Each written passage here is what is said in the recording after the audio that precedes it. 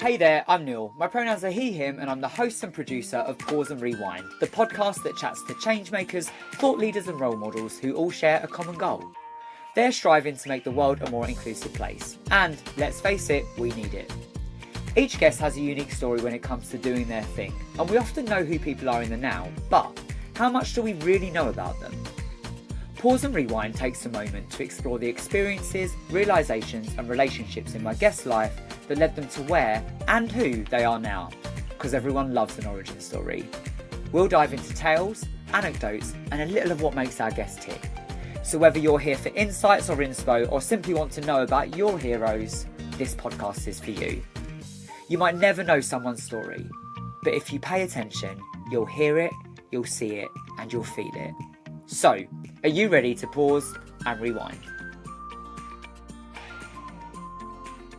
Hey there, Kai. Welcome to Pause and Rewind. You are helping me kick off my Pride season, and I'm so fucking excited to have you here. Well, thank you so much for having me.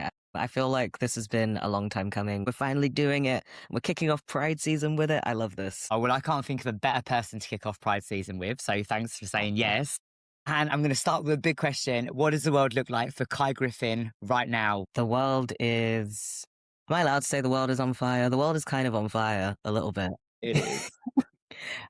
We are literally like recording this like straight after the EHRC guidance has just come out. It feels like, well, the next one has come out. Feels like, I don't know, it almost feels like it makes this... I feel like a lot of people, with everything that's happening in the world right now politically for our community, it's really easy to just be like, the world is on fire and there's nothing we can do about it. But I'm actually trying to, for myself, have the outlook that maybe, despite the fact that the world is on fire, maybe we just kind of dance in the flames a little bit. Oh, that's so beautiful.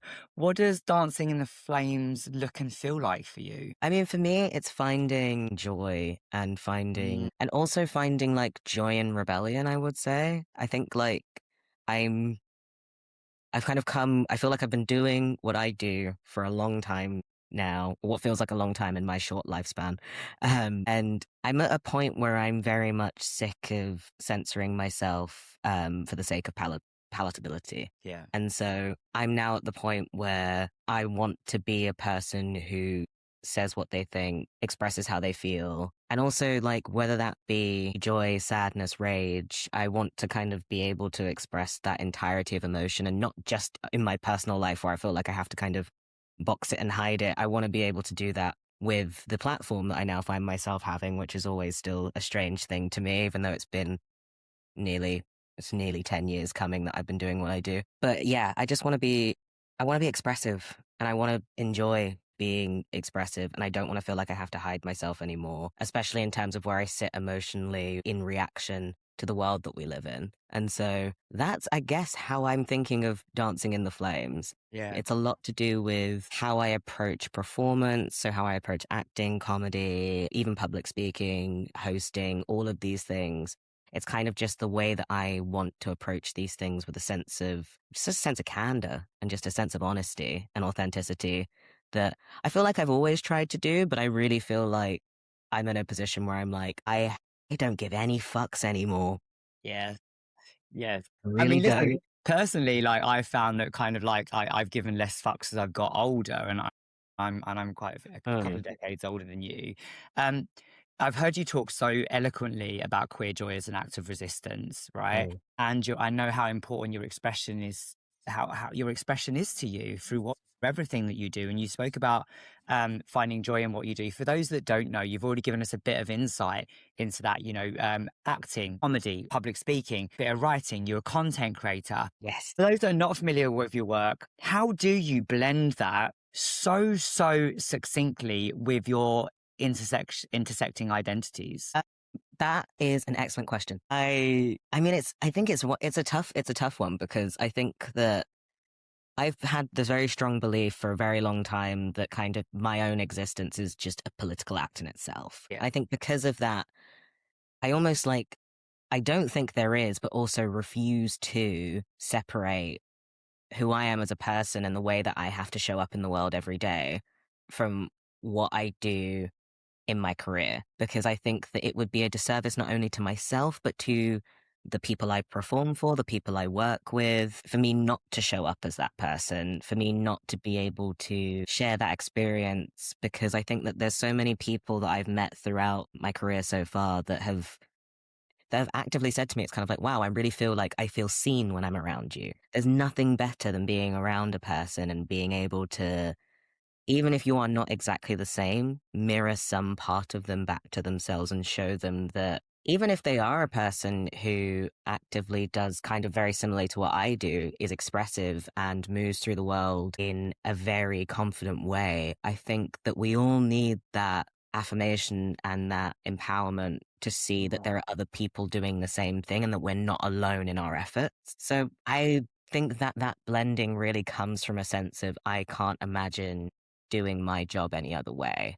And I can't imagine doing my life any other way, because the joy it brings me to see that other people feel seen I literally wouldn't trade that for anything. I literally wouldn't. You're so right.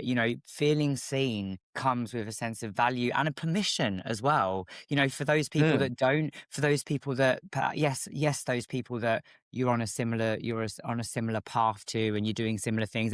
And we know how it feels in the spaces that we work in, right? In kind Oh, of yeah. queer spaces in D&I. Many of us are out here.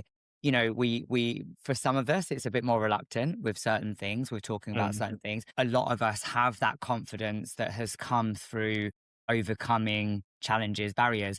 But there are those people that are looking that don't have that confidence, and they don't Yeah. have that voice that we all have. And actually, what you're doing is you're giving those people permission as well as the empowerment along the way. And I think that's so important.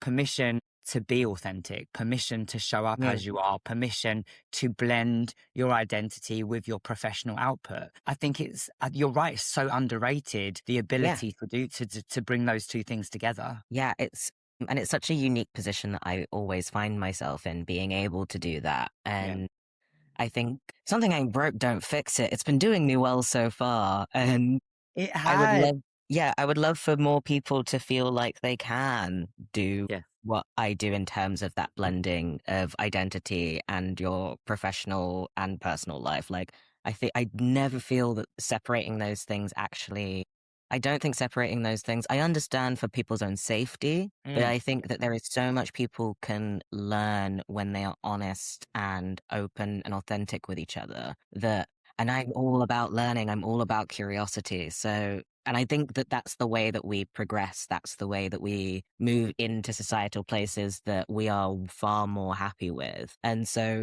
the more we can do that, I don't know, I just feel like the better the world gets. Yeah, for sure. Listen, I've heard you speak about it for Marty during Yeah. History Week speaks about it, right?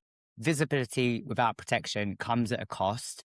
It's Hmm. often seen as a trap, but also that visibility does bring freedom as well, and such a joy and authenticity to it. It's been a busy couple of months for you as well, right? Not Yeah. only were you a fundamental part of Trans History Week this year, saw you, it was so brilliant to work with you during that. I saw you host a phenomenal panel with our trans creatives, our alumni of trans creatives, of which you are one. You hosted that Yeah. so wonderfully. Not only that, you absolutely fucking smashed your comedy set at our comedy showcase. What a fantastic lineup of trans comedy geniuses. Oh, Phenomenal. stop. No, absolutely. But also, you've taken on this new role with Voda. So, firstly, tell us what the last couple of months have been like for you, but also tell us a bit more about what you're doing with Voda, because it is really exciting. Yeah, so I'll flip those around. So for Voda, I'm currently working with them as a social content creator, creating content for their socials and kind of just developing with them. And then Jaren, our lead business gay, is honestly like the most lovely person, but also is just doing something incredible with Voda as an LGBT self-care app. It's just something that doesn't really exist. And Yes. something that really should exist, something that it makes sense to have something that aims at LGBT plus people's unique experience. And the fact that so much of what we experience in terms of our mental health is directly linked to our identity, not because of our identity, but because of the oppression that we face because of it. Yeah. And to have a mental health companion on your phone that can kind of be there with you every step of the way as you're trying to navigate that, I think is a really useful tool. And it's also really beautiful that I get to work with queer therapists, Chris Sheridan, Amy Cliff, who are both wonderful and incredible at what they do. And that's not to mention the rest of the team, Dasha and Chris, who are on the product side of the team, designing and developing the app. It's a tiny queer team, and it's just been really beautiful to work on them feeling more human, because it comes from such a human place Yes. that it's There's a lot really of love nice behind it. so much love behind it. And I think being able to kind of work with them to allow their social presence to reflect the love and care and just like general human nature of the app itself has been like it's been a real privilege to work with them, and I'm really excited to continue to. And off of that, it has been a crazy busy couple of months. I've kind of just thrown myself here, there, and everywhere, and now it's coming, and now it's Pride season. Yes. So don't talk to me in July. That's all I can say. Yeah. I'm just like, I'm taking July off. That rest and recovery time post Pride is super important for all of us. But of course, Pride season is not just a month. Firstly, it goes on fucking forever. I mean, Birmingham Pride starts this weekend and it goes right up until September. But also Pride 365, right? And the work you do, the work that you do continues. I met Jaron when Voda was in its infancy, like when you know, we're going back probably about 5 years now. And so it's beautiful to see how it's developed, and fantastic seeing you as part of joining the team as well. So absolutely loving seeing that. So let's white knuckle it through Pride Month. We've got this. We got it.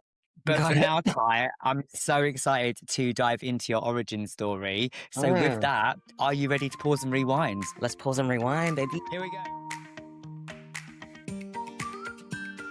Take me back. Tell me all about little Kai. Oh, I love little Kai. I have so much to thank them for. The sweetest, loveliest. I look back on little me, and especially like I look back to me when I was like 3 years old, and I think about all the anecdotes my mum and my sisters tell me, especially being so close to them growing up.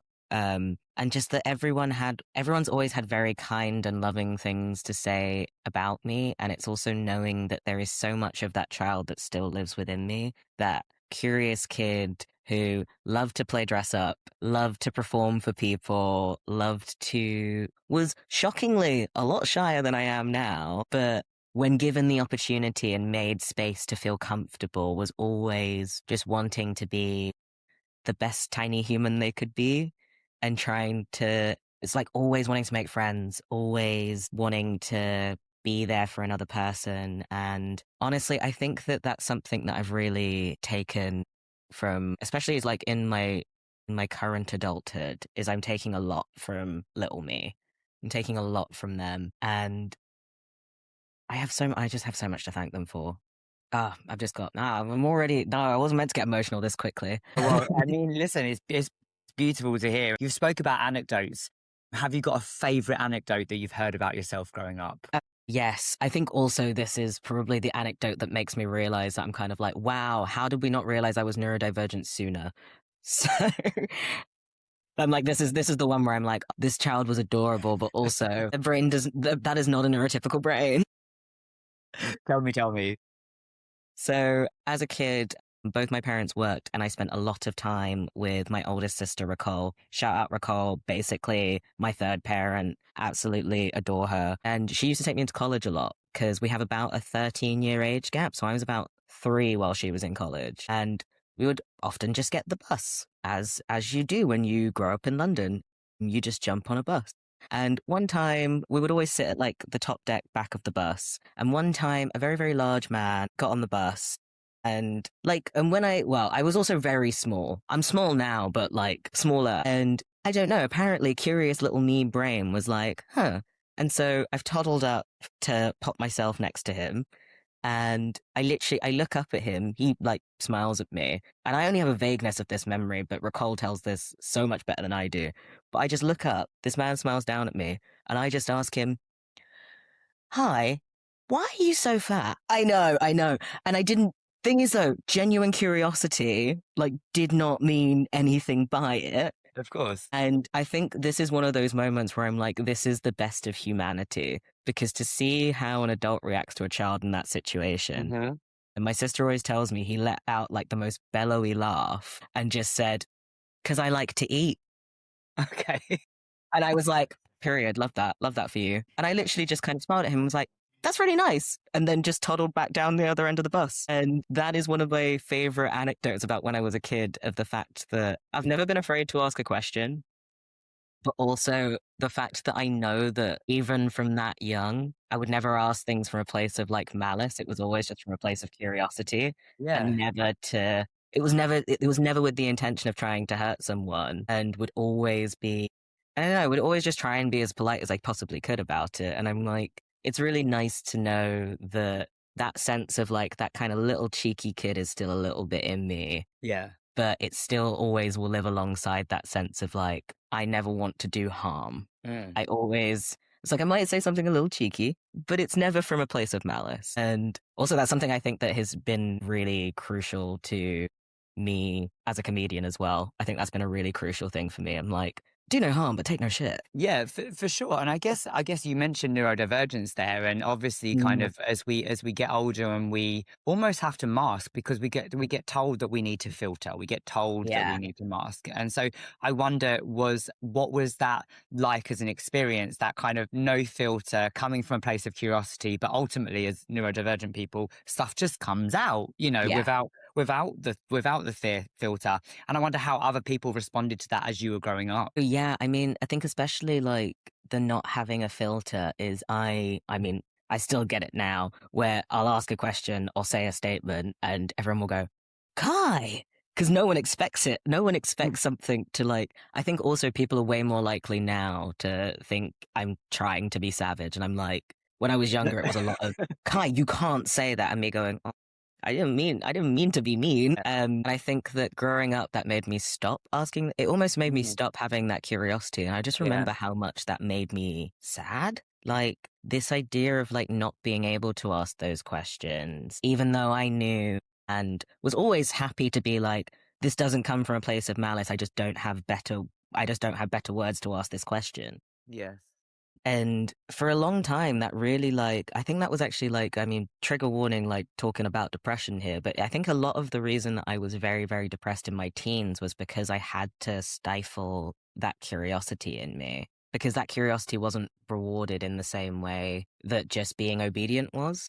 Yeah. And so as I've gotten older, I've really tried to pull that curiosity back and reclaim it.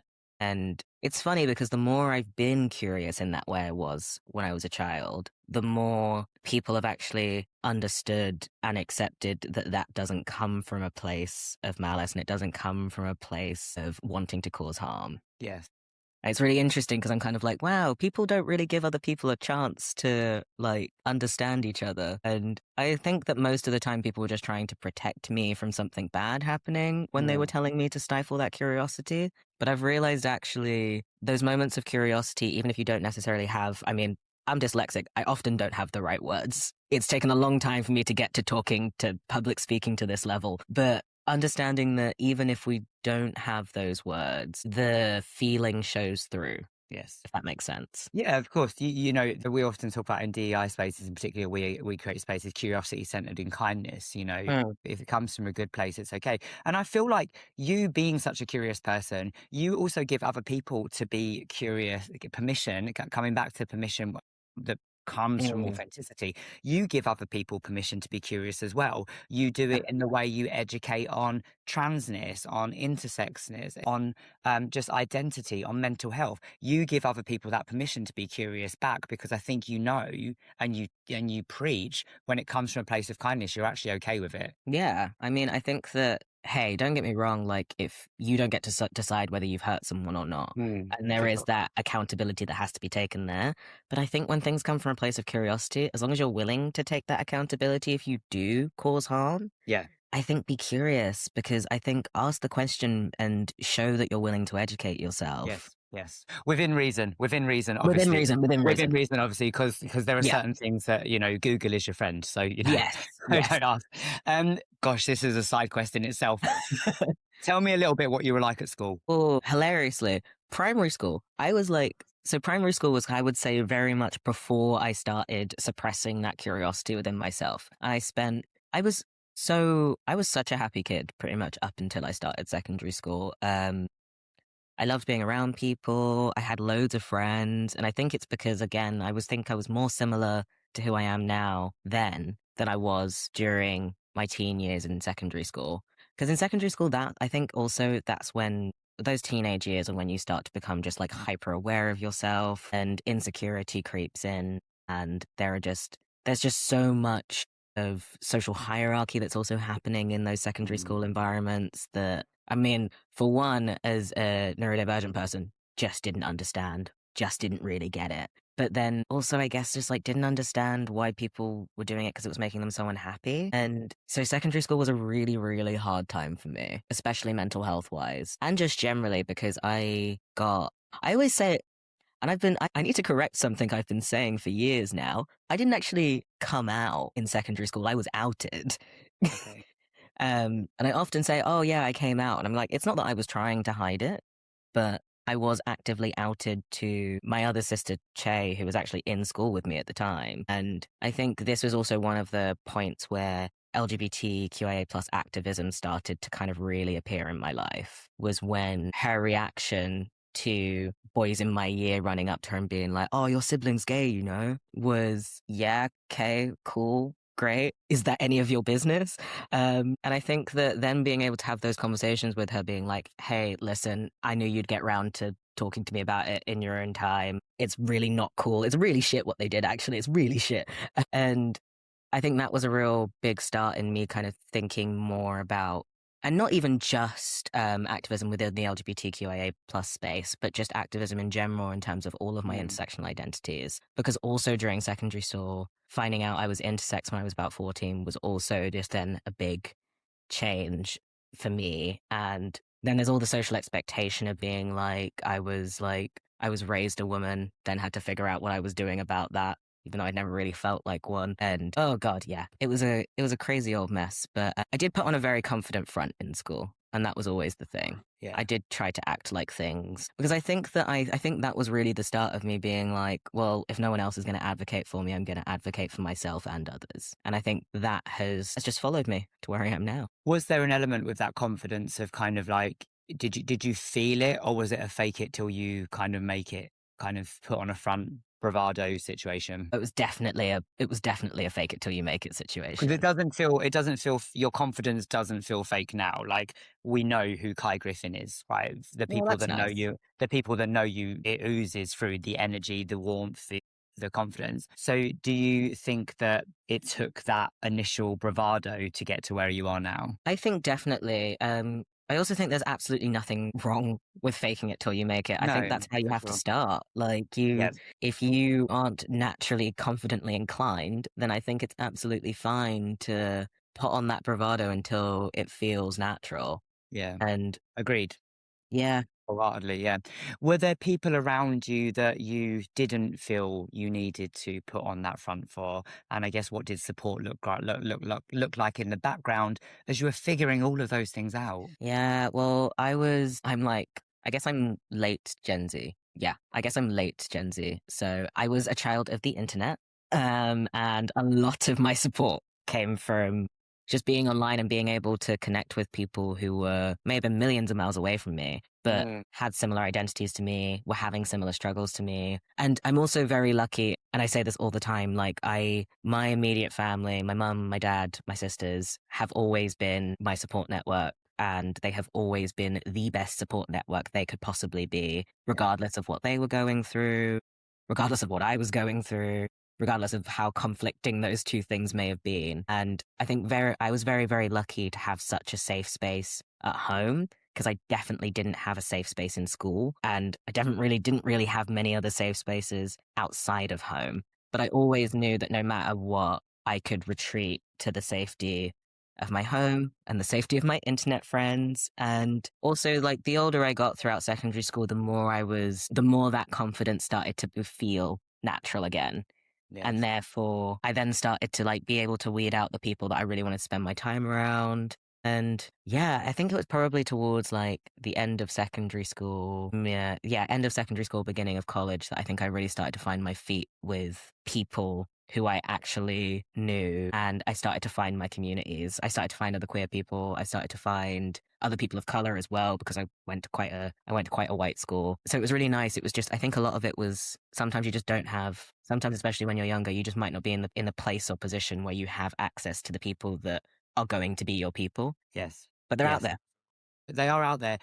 It's so, one of the things I love about this podcast and my conversations generally that all of us have in the spaces that we inhabit is the importance of intergenerational experiences, actually, because, there's way more than a decade between us. Yeah. And I have older people on the podcast as well.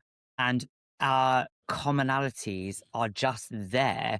And even though decades pass, we experience the same thing, the knock-on of Section 28, for example.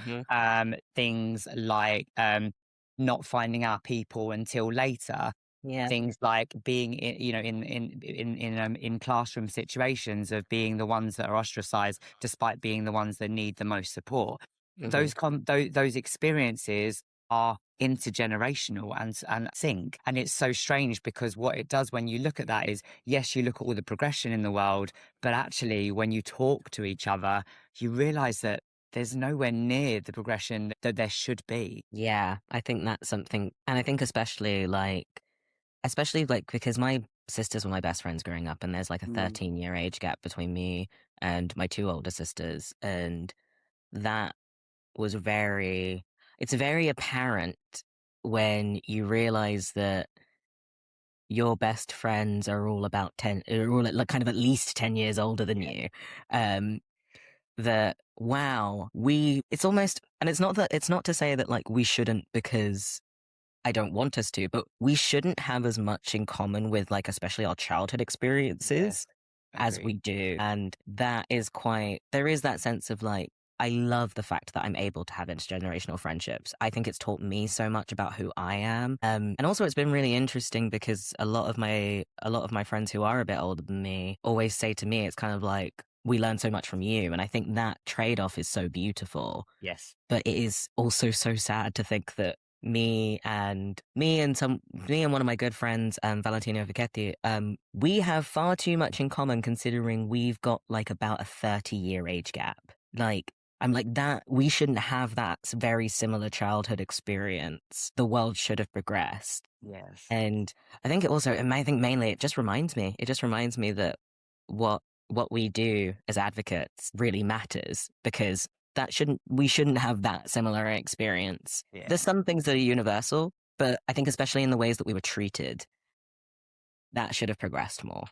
Absolutely. And you're right. Those intergenerational relationships are so beautiful and so special. But definitely, there's a grief in acknowledging those commonalities in experiences, and we lose a bit of our childhood because we have to grow up so fast. Yeah. But then also, queer time theory makes sense, because actually we regress to kind of like behaving like total feral misfits, because we often missed out on it. So here for all. Here for the hedonism. I truly am. I'm like, go out, enjoy yourself, be a feral little gremlin, reclaim your youth. I love that. Be a feral little gremlin. Absolutely. Two of my favorite words together, feral and gremlin. What was the goal? I mean, you've carved out such a unique career. I think that many of us that are queer think outside the box. We often have one idea in mind, or us neurodivergent people, we want to do all the things growing up and we don't land on one thing.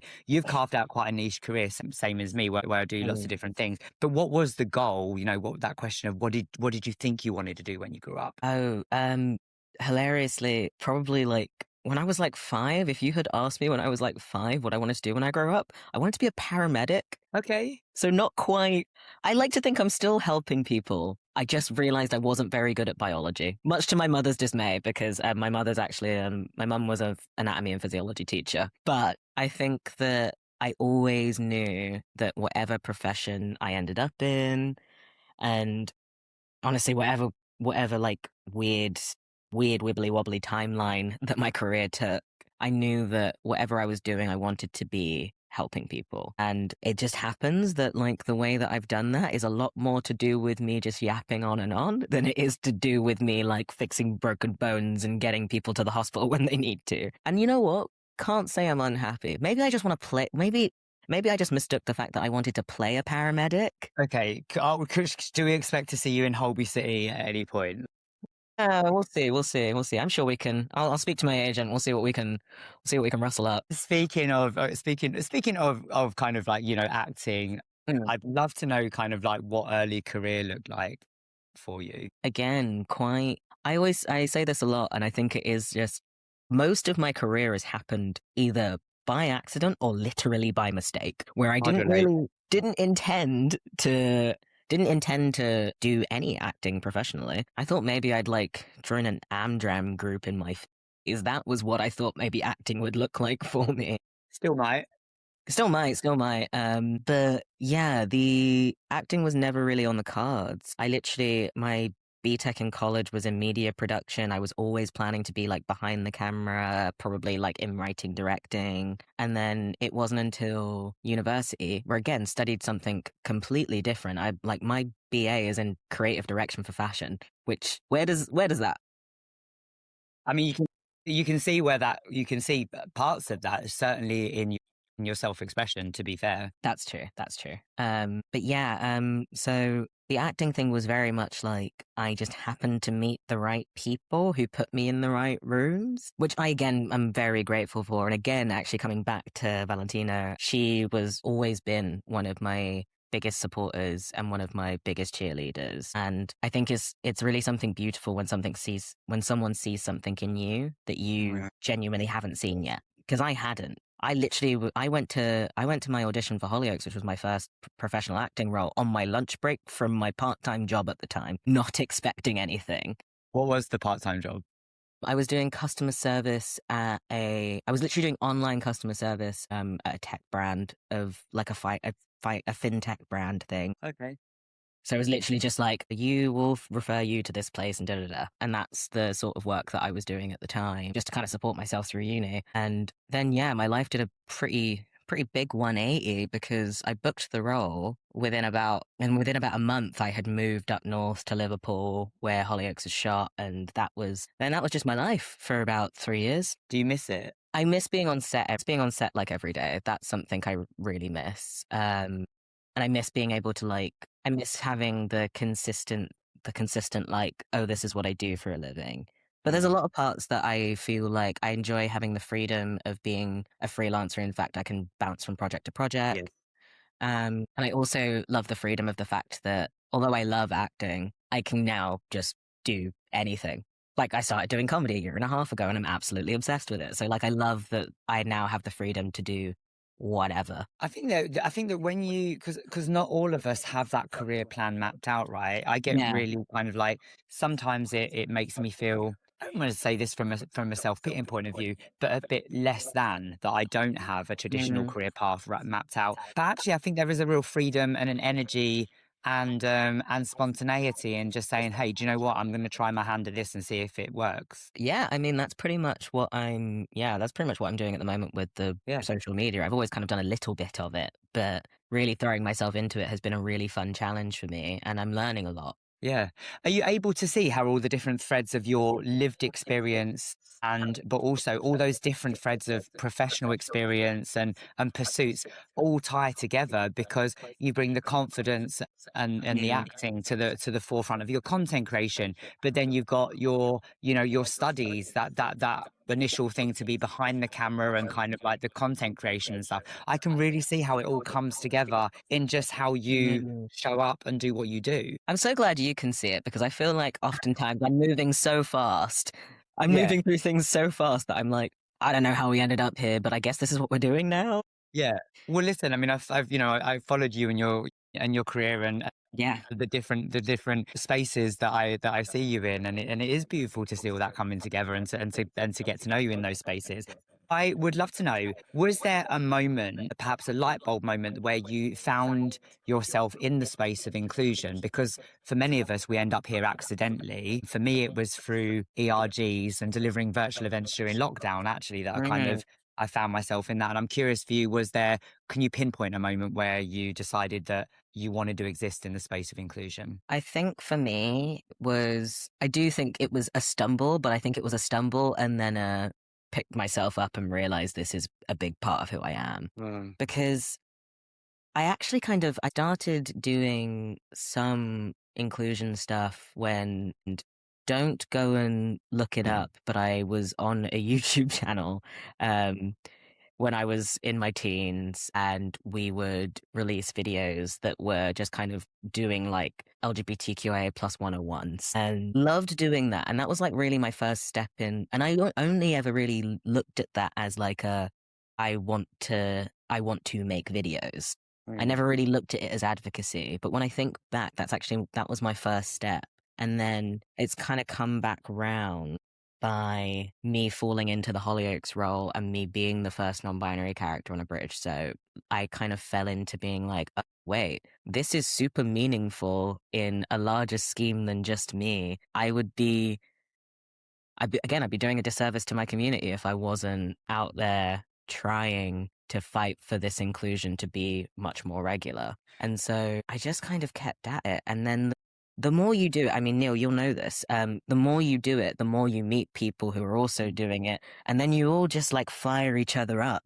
Yeah. And it's this beautiful thing of like, I think one of the most beautiful things I find in the advocacy space is the ways that we as advocates support each other and continue to, like the ways that we lift each other up and the ways that we're like, the work you do is so important and anything you need to do that, I want to help. And it's being surrounded by those sorts of people that really have made it. So I don't think there's a way that I feel like I would feel too guilty if I stopped. I would be like, no, I'm letting all my friends down. I can't. Like, that's honestly like, hey, if I'm going to be friendly, if I'm going to be like friendly bullied into something, kind of happy for it to be this. Absolutely. Yeah. It's same.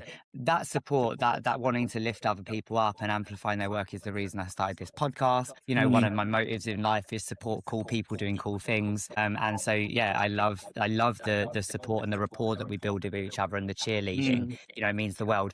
Firstly, you told an ADHD person not to do something. So, you know, off the back of it, I'm going to go and look at those YouTube videos.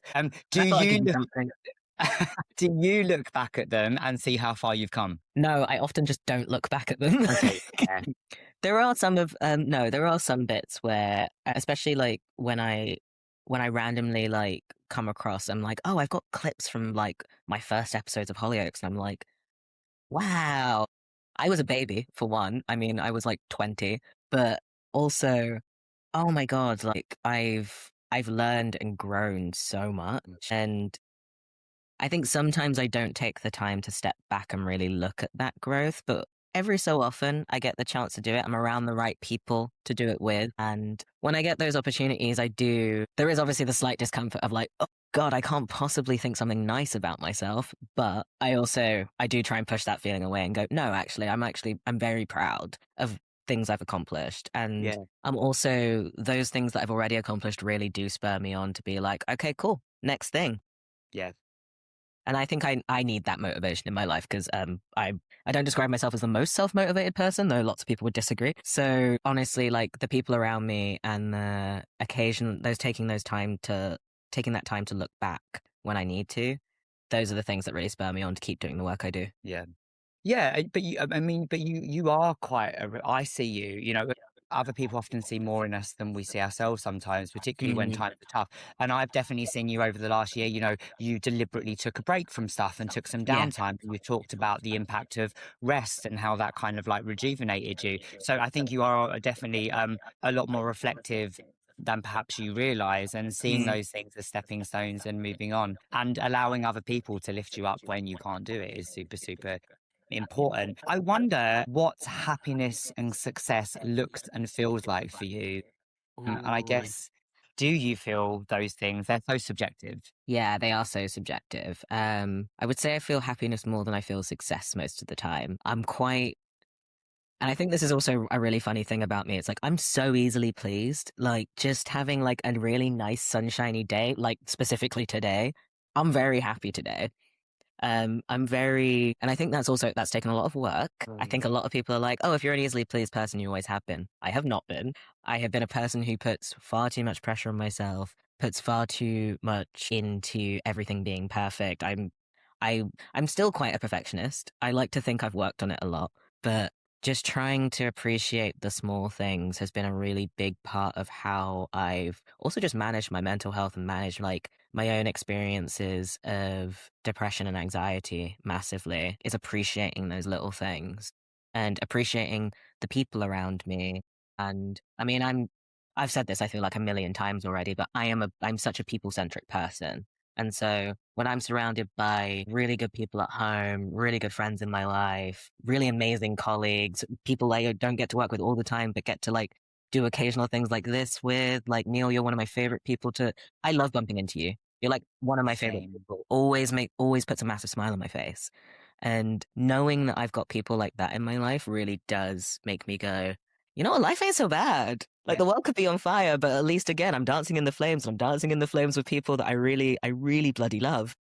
When it comes to success, success is a hard one for me because I think of success in a very particular way. And I think of it very much as, I think I'm still quite held on to like this kind of heteronormative idea of what success looks like. And especially within kind of like that very chrononormative timeline. And so sometimes I don't look at what I've done as success, even though anyone else looks at it and goes, you're an incredibly successful person. And I go, I just do what I do. And so feeling success is, I think, a really hard one for me, even though I guess like objectively, I know that I've done some pretty cool stuff. But also like, I'm also think that who I am as a person, if I deep it too much, then I just don't, I stop getting stuff done. And I would prefer to get stuff done than feel successful, because again, successful is so subjective. Yes. Like success to me is very much being happy, and being happy more often than not. And I'm getting pretty good at the more often than not. Yeah.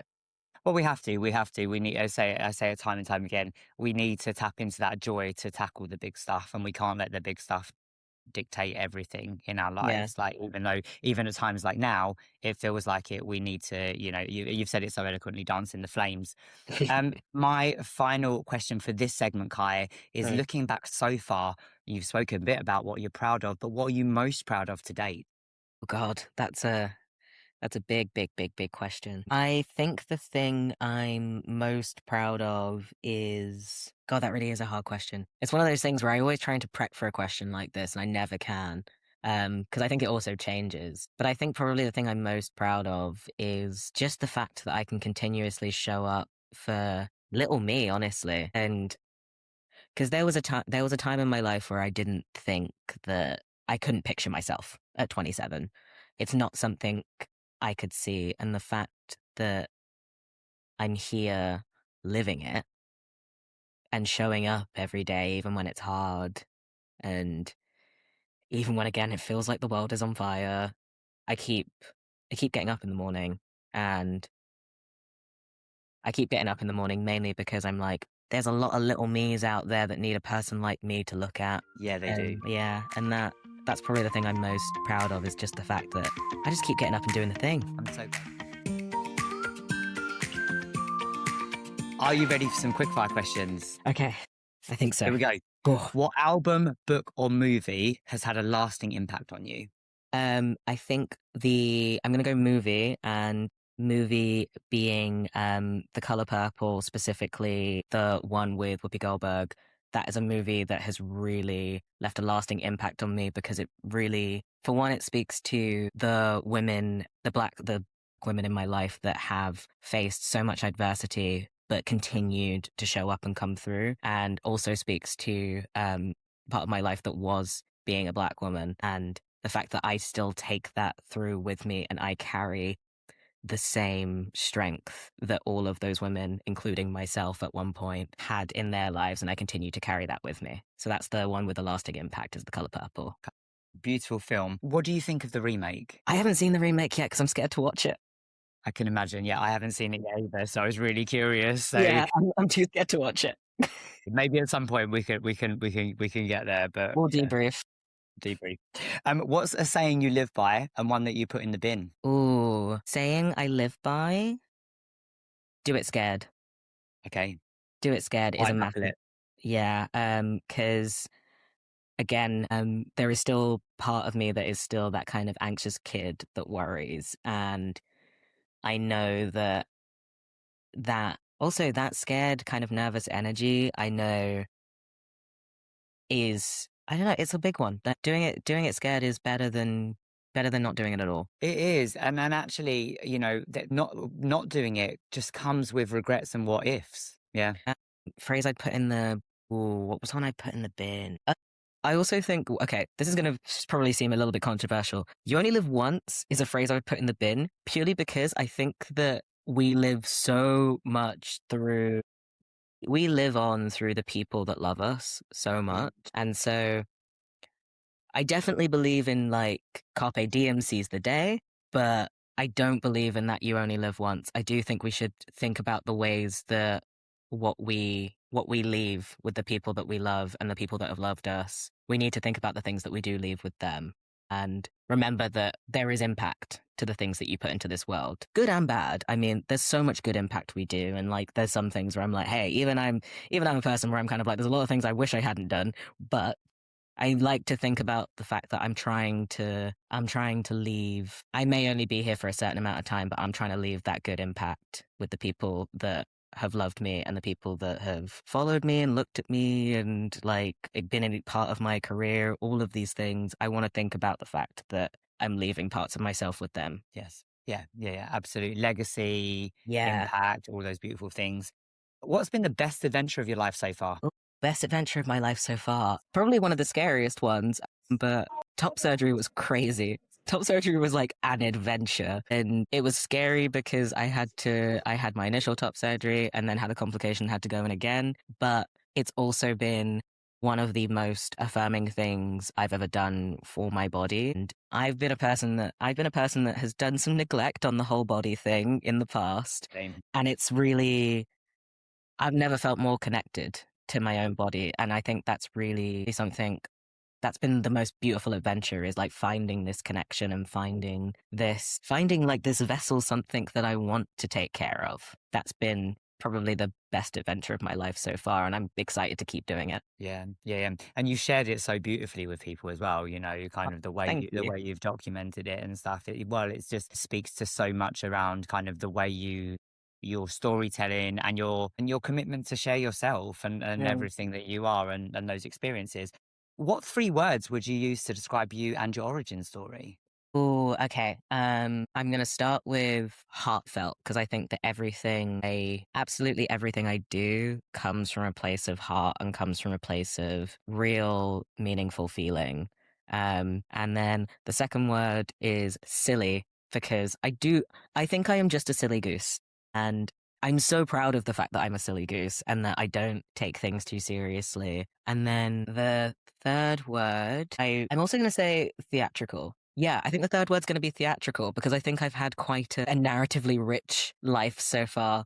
And honestly, I think that like my origin story, especially when I sit down and like have real big heart to hearts with people, there's been a lot of wows and gasps and a tear or two sometimes. And yeah, I think that I don't think I'd be who I am if I wasn't coming from this theatrical origin story. And I'm really proud of it, actually. So heartfelt, silly, and theatrical. Love all of those. Can see them so perfectly for you. So yeah, thank you.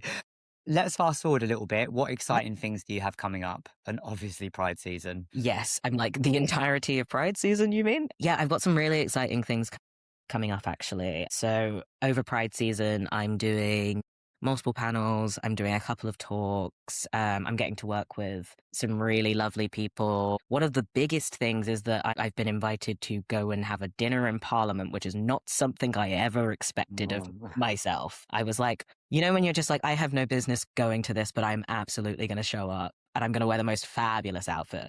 What's the dinner all about? So it's for Trans History Week. It will be MP Kate Osborne hosting us, and it's just to kind of welcome Trans History Week as part of our calendar and part of our infrastructure. And I think that's such a beautiful thing, and I'm really excited to be a part of it in the same way that I was excited to be a part of it already. So that's really exciting. And then I also, it's not 100% confirmed, but I should hopefully be doing my longest comedy set that I've ever done. So I'm going to be doing a full half an hour, hopefully, at Sparkle, the weekender in Manchester. So fingers crossed that all gets like solidified. But in any case, I'm just one of the really exciting thing is the fact that like I'm working towards a 1 hour show right now, and I'm just really excited to kind of bring more performance to the world again. I've been missing it recently, and I'm excited to open up people to a bit of my inner world again. Well, here's some more performance and queering up Parliament. Hell Because yeah. we need more of that. We need a laugh right now. What brings you joy? What brings me joy? So much. So much brings me joy. Again, I'm very easily pleased. Big thing, I think big thing that gives me joy is just being in community spaces with people who get it. I feel like there's been so much of my life spent in spaces where I didn't feel seen, and to be able to now be confident in saying I'm in all the circles that make me feel seen, and there's nowhere really in my life that I feel like I need to hide anymore, brings me so much joy. Because all I've ever wanted is to be honest and open with people. And the fact that I'm now at a point in my life where I get to do that, God, little me would be so happy. In terms of creating those spaces, do you have any practical takeaways for anyone wanting to create an inclusive space? Because you actually, we've also totally forgotten to mention you're not a phase peer group as well. Yes, So the peer group you run. So in terms of kind of give us an overview of that, but also perhaps a practical takeaway that you applied yourself when creating that peer group. Yeah. So with my lovely work wife Ben Peachy. Hey, big up Ben. Big up Ben.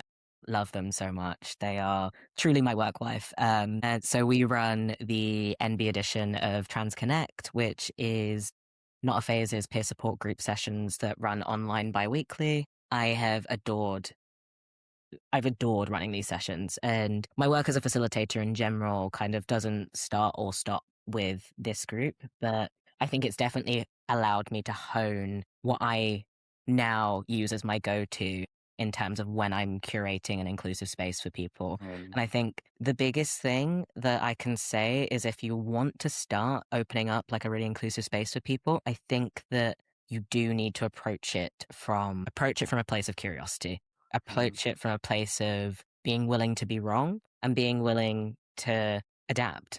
Because I think those are the two things where you can run a group for years and then find the particular combination of dynamics within the group changes something, and then something else works better. Maybe there's a slight change in your facilitation style or a slight change to the structure of the group you run. But I think being open to those adaptations and approaching with a curiosity and working with the people that you're facilitating for is one of the best ways that you can make a truly inclusive space that grows and evolves with the people who are part of it. Yeah, we'd love to see it. A later episode in this season is with James Dean, who runs the older trans mask. We love James. So yeah, absolutely. So yeah, gorgeous to have you both on this season. Honestly, phenomenal. Love that. Yeah. Not a Phase Trans Connect facilitators taking over.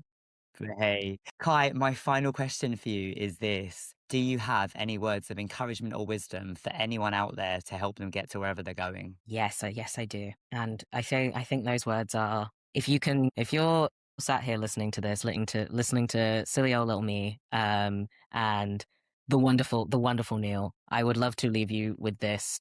Think that the more you lead with authenticity, the more doors will open for you, and you have every capability to do whatever you want to do. Whether that's you want to be the best accountant in the world, or you want to be the best stripper in the world, whatever you want to do, you have full capability to do it. Just really lead with heart, lead with honesty, lead with openness, lead with authenticity, and you will get to where you want to be. Kai, thank you so much for saying yes. Thanks for being you. Thanks for all the love. And I'm so glad we got to do this. Me too. Thank you so much for having me, Neil. This has been so lovely. I could always chat to you for hours, but this is a beautiful end to a wonderful conversation. Thank you so much. Thanks for kicking Pride season off with me, and I'll see you soon.